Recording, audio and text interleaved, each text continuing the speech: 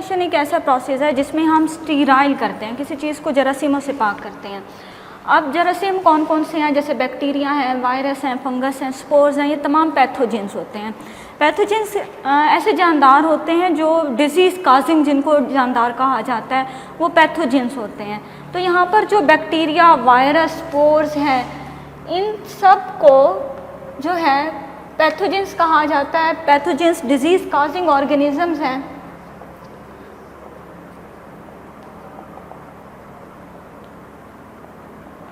यानी कि बीमारियां पैदा करने वाले, डिजीज़ काजिंग ऑर्गेनिजम्स, बीमारियां पैदा करने वाले जानदार।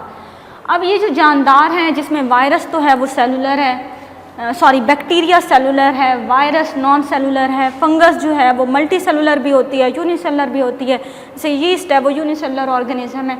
स्पोर्स जो होते हैं, स्पोर्स थोड़ा सा अलग चीज़ होती है कि कुछ बैक्टीरिया क्या करते हैं कि जब उनको प्रॉपर इन्वायरमेंट नहीं मिल रहा होता, प्रॉपर जो है वो न्यूट्रिएंट्स अवेलेबल नहीं होते, तो उस दौरान या टेम्परेचर में कुछ बैक्टीरिया जो होते हैं वो थर्मोफिलिक होते हैं, कुछ मीज़ोफिलिक होते हैं, तो कुछ जो हैं वो मॉडरेट लोअर टेम्परेचर के ऊपर रहते हैं।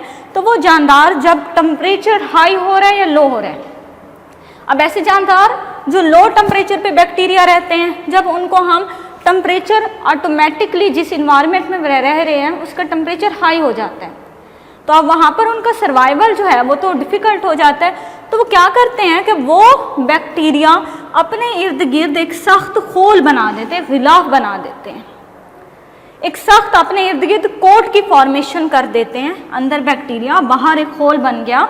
अब ये बैक्टीरिया जो एक होल के अंदर बंद होते हैं, एक बैरूनी कोट के अंदर बंद होते हैं, वो बैक्टीरिया कहलाते हैं स्पोर्स। स्पोर्स बहुत हाई टेम्परेचर पे जाकर, बहुत हाई प्रेशर पे जाकर डिस्ट्रॉय होते हैं। इनको डिस्ट्रॉय करना अभी भी इजी होता है। जो स्पोर्स होते हैं इनको तल्फ करना जो है वो बहुत मुश्किल काम होता है।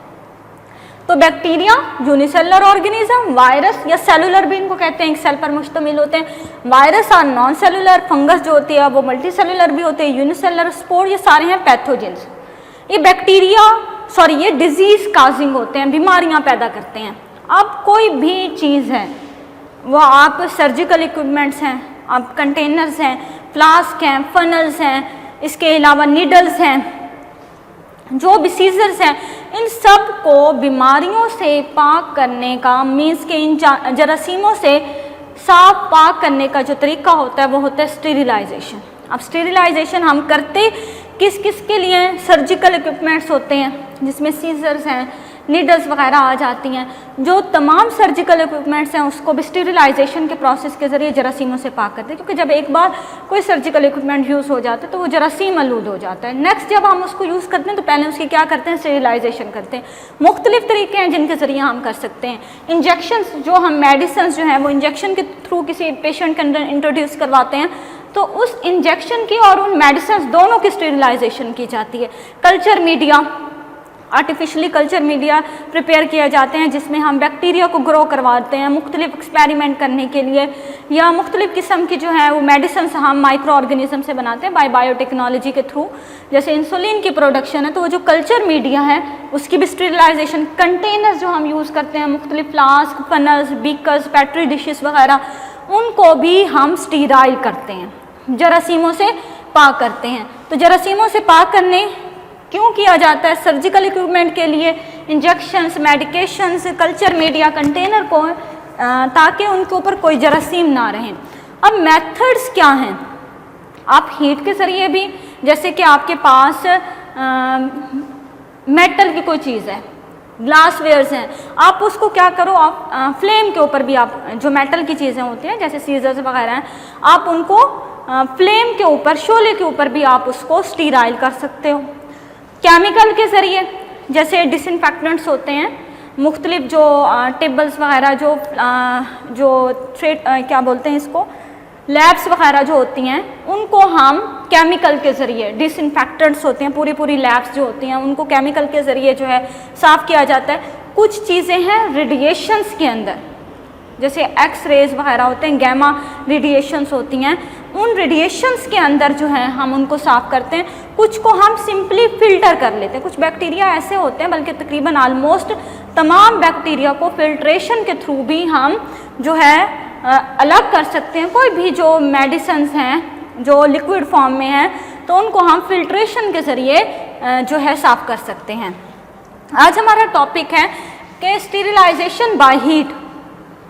अब हीट के ज़रिए हम लोग स्टीरिलाइजेशन के दो तरीके हैं। एक है फ्लेमिंग के, आप शोले जो है आग का शोला, उसके ऊपर आप उसको गर्म करके जरासीम से पाक करो, या फिर हॉट एयर ओवन्स होते हैं, उनके अंदर आप कोई भी जो मेडिकल सर्जिकल इक्विपमेंट्स हैं, इंजेक्शंस हैं, कोई मेडिकेशंस हैं, उन सब चीज़ों को आप जो है हीट या फिर हॉट एयर ओवन के अंदर फ्लेमिंग के ज़रिए या फिर हॉट एयर ओवन के ज़रिए जो है आप उनकी स्टीरिलाइजेशन कर सकते हैं।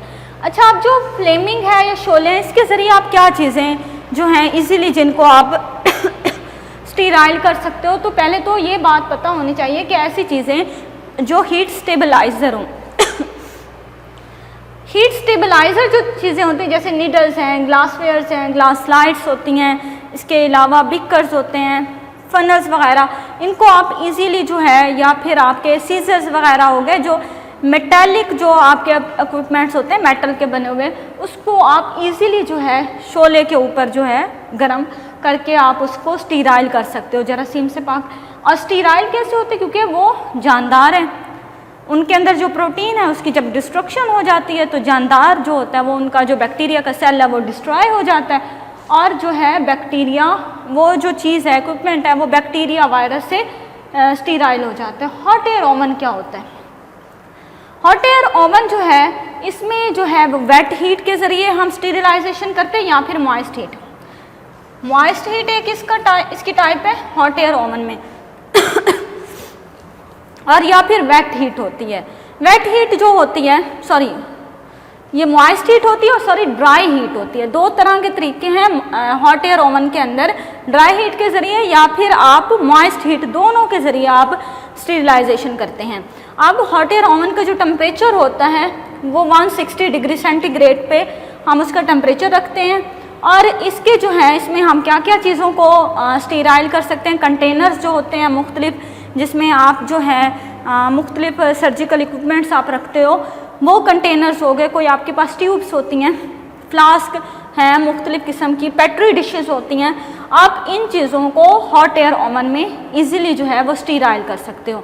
इसके अलावा जो कुछ ड्राई सब्सटेंसेस जो आपने केन्स वगैरह डिब्बों के अंदर बंद होती हैं, खुश्क जो चीज़ें, अशिया जो डिब्बों के अंदर बंद होती हैं, जैसे कोई पाउडर हो गए, ऑयल हो गए, वैक्सीज हो गए, उनको भी आप हॉट एयर ओवन के अंदर स्टीराइल कर सकते हो। इसकी दूसरी टाइप है मॉइस्ट हीट, यानी कि जो नमी वाली हवा है उसके ज़रिए हम कैसे स्टीराइल कर सकते हैं। या तो बॉइलिंग कर लें किसी चीज़ को, पानी के अंदर डाल के उसको जो है पानी को 100 डिग्री सेंटीग्रेड पे बॉईल करके उसके अंदर डाल के उसकी स्टीरिलाइजेशन करें, या फिर ऑटोक्लेव होता है। अब इसका जो बॉइलिंग है, इसका एक ड्रॉबैक है, एक नुकसान है। वो क्या है कि इसमें स्पोर जो हैं, जो मैंने स्टार्ट में बताए थे कि स्पोर वो बैक्टीरिया होते हैं जो कि कोई ऐसा माहौल है जो उनके लिए सूटेबल नहीं है, उसमें वो अपने इर्द गिर्द एक होल बना लेते हैं और वो कहलाते हैं स्पोर्स। अब क्योंकि वो बहुत सख्त होते हैं, आम टेम्परेचर पे, आम प्रेशर पे वो जो है डिस्ट्रॉय नहीं होते, तो इसका ड्रॉबैक क्या है बॉइलिंग का, कि इसमें जो है आप स्पोर्स वाले ऐसे इक्विपमेंट जिनके ऊपर स्पोर्स होंगे वो जो है स्टीराइल नहीं होंगे। बाकी बैक्टीरिया, वायरस, फंगस, ये सब चीज़ें मर जाएंगी, लेकिन क्या होगा, बॉइलिंग के ज़रिए स्पोर्स की डिस्ट्रक्शन नहीं होगी, स्पोर्स से वो पाक नहीं होंगे। इसके लिए हमने क्या रखा हुआ है, ऑटोक्लेव। एक प्रेशर कुकर की तरह का एक आला होता है, कंटेनर होता है प्रेशर कुकर की तरह। इसका जो हम प्रेशर मेंटेन करते हैं वो 15 पे रखते हैं, ठीक है। इसका जो टेम्परेचर होता है वो 121 डिग्री सेंटीग्रेड हम इसका टेम्परेचर इसके अंदर जो दिया जाता है। इसमें kill all organism include spores, इसमें तमाम जानदार मर जाते हैं, स्पोर्स भी। यानी कि ड्रॉबैक बॉइलिंग का क्या था कि स्पोर्स नहीं मरते थे, लेकिन ऑटोक्लेव के अंदर स्पोर्स भी मर जाते हैं। ऑटोक्लेव की जब हम कंस्ट्रक्शन देखते हैं तो इसमें प्रेशर गेज होता है, सेफ्टी वाल होते हैं और इंडिकेटर होते हैं। ये प्रेशर को मेंटेन करता है। ये जब प्रेशर बढ़ रहा होता है तो ये ऑटोमेटिकली ऑन हो जाता है और प्रेशर जो है उसको मेंटेन कर लेता है अंदर जो ऑटोक्लेव के अंदर प्रेशर प्रोड्यूस होता है। इंडिकेटर जो है ये एक पेपर होता है, इंडिकेटर पेपर्स आप लोगों ने सुने होंगे। इंडिकेटर पेपर जो होते हैं ये टेम्परेचर जो होता है उसको मेंटेन करते हैं। इंडिकेटर क्या करते हैं, टेम्परेचर के बारे में बताते हैं कि टेम्परेचर इनका कलर चेंज हो जाता है और कलर चेंज जो है वो हमें टेम्परेचर की इंडिकेशन देते हैं कि आया कि वो जो ऑटोक्लेव है उसके अंदर जो हमारा रिक्वायर्ड टेम्परेचर है वो प्रोड्यूस हो गया है या अभी नहीं हुआ। तो जैसे इसका कलर चेंज होगा उससे हमें उसके टेम्परेचर का आइडिया हो जाएगा।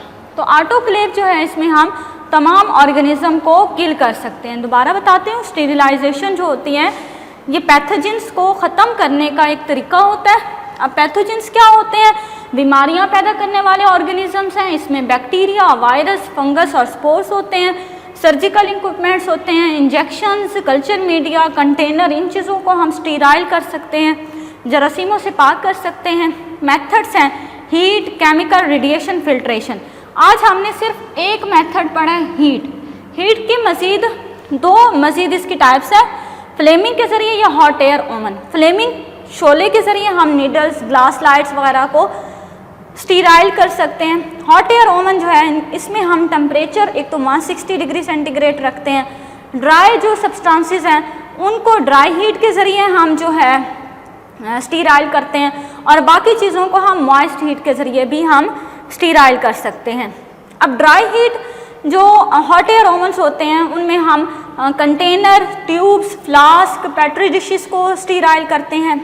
इसके अलावा पाउडर जो केन के अंदर पाउडर मटेरियल होते हैं या फिर ऑयली या वैक्सी सब्सटेंसेस होते हैं उसको ड्राई हीट के ज़रिए स्टीराइल करते हैं। मॉइस्ट हीट के दो आगे मज़ीद टाइप्स हैं, बॉइलिंग और ऑटोक्लेव। बॉइलिंग में हमने पानी का टेम्परेचर रखना होता है 100 डिग्री सेंटीग्रेड तक हम उसको बॉयल करते हैं। इसमें सिर्फ जो है बाकी तमाम जानदार किल हो जाते हैं, स्पोर्स नहीं किल होते क्योंकि वो हार्ड होते हैं, उनकी आउटर कवरिंग बहुत सख्त होती है। इसको ख़ास किस्म के प्रेशर में रखा जाता है तभी वो किल होते हैं। उसके लिए हमने ऑटोक्लेव जो है, ऑटोक्लेव के अंदर प्रेशर 115 डिग्री सेंटीग्रेड होता है, टेम्परेचर 120 डिग्री सेंटीग्रेड 121 और इसके अंदर तमाम जो हैं स्पोर्स किल हो जाते हैं। आज का हमारा टॉपिक। नेक्स्ट आपको केमिकल, रेडिएशन और फिल्ट्रेशन के बारे में बताया जाएगा।